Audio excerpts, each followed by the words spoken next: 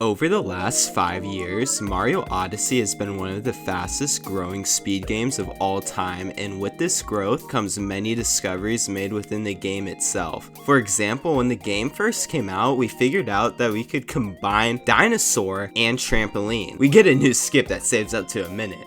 Or how about defying the laws of gravity to skip this long cave section in the Moon Kingdom?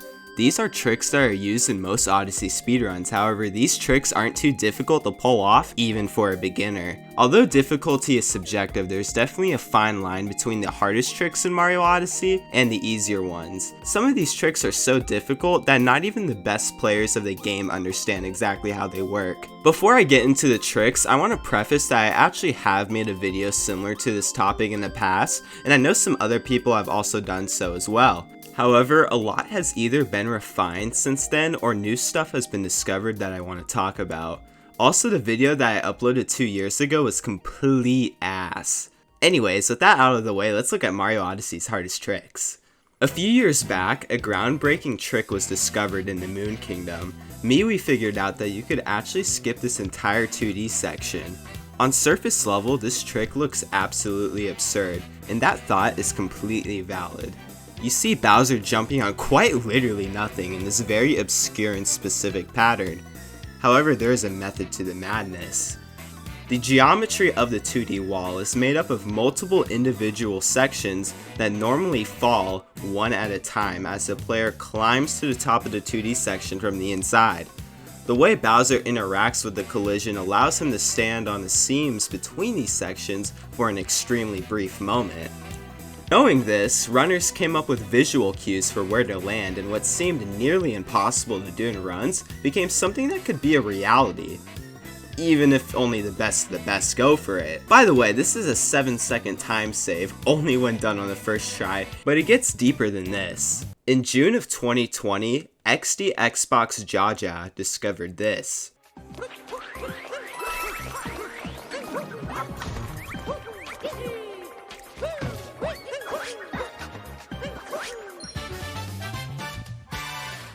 Ice Corner Clip, or ICC, allows you to skip using the Goombas to open the wall up for this moon, as well as the animation of hitting the Goomba switch and opening up the wall itself. However, when you clip into this wall, you are stuck in this small enclosed space, meaning the only way to exit is to either grab the moon while halfway out of bounds, or by warping out. Given this dilemma, a reroute for the Any% Snow Kingdom route was made, where instead of warping out of the shop, we get the shop moon earlier and then warp out after ICC. If ICC is done on the first try, it also saves around 7 seconds. Despite this trick looking way easier than 2DSS, it's ironically harder to do consistently.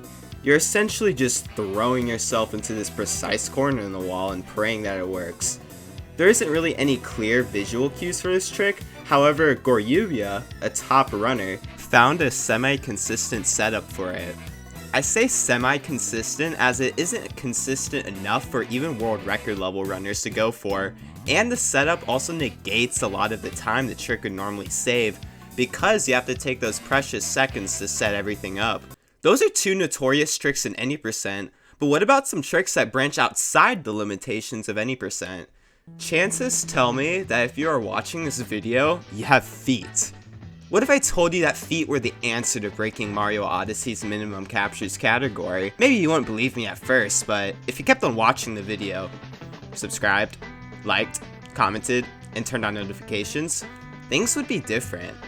Most people watching this have probably heard of minimum captures, but if you haven't, it's basically just seeing how many captures you can avoid while trying to simultaneously beat the game as fast as possible. You're able to beat Mario Odyssey's base game with only capturing 3 things. However, this isn't an easy task. This is where the feet come in. Players will be playing in 2-player mode to do certain tricks such as CRCs, which I'll explain later. The first player is Mario, which is the main controller, and speedrunners will use their hands for this, while the second player is Cappy, and speedrunners will use their feet to control Cappy, as Cappy is less complicated than Mario.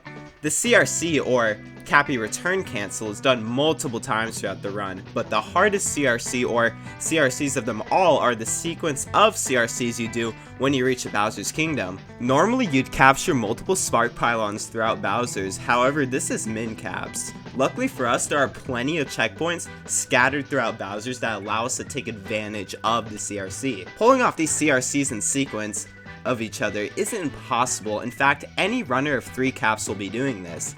However, the sheer difficulty of pulling this off, especially at the end of the run, can be quite the extravaganza. But at the end of the day, this is just an example of a proven CRC. Just take a look at all of these unproven yet theorized uses of the CRC. I mean, there's even a fucking geometric rule behind the idea of CRCs. The line analogy, the sphere analogy, a vector formula? Anyways, let's look at a couple more tricks, shall we? Shortly after Mario Odyssey came out, a glitch was discovered where you were able to theoretically achieve infinite height. It involves getting one of these nuts wet. After you get the nut wet, if you jump, throw the nut, and then dive into the nut to grab it again, you gain a sliver of height. So if you keep repeating this sequence, you are able to keep gaining height. This is infinitely used in min caps in the Bowser's Kingdom. However, it isn't one of Mario Odyssey's hardest tricks, so why do I mention it?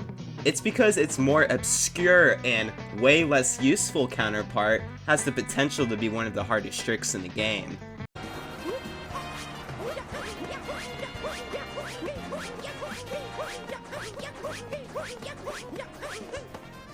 Pauline hat jumping proves to not only be more difficult than the nut jump, but can be one of the hardest tricks in Mario Odyssey if a major use for it is found where we have to repeat the sequence of Pauline hat jumps. None of this is set in stone though, this is just the potential behind it.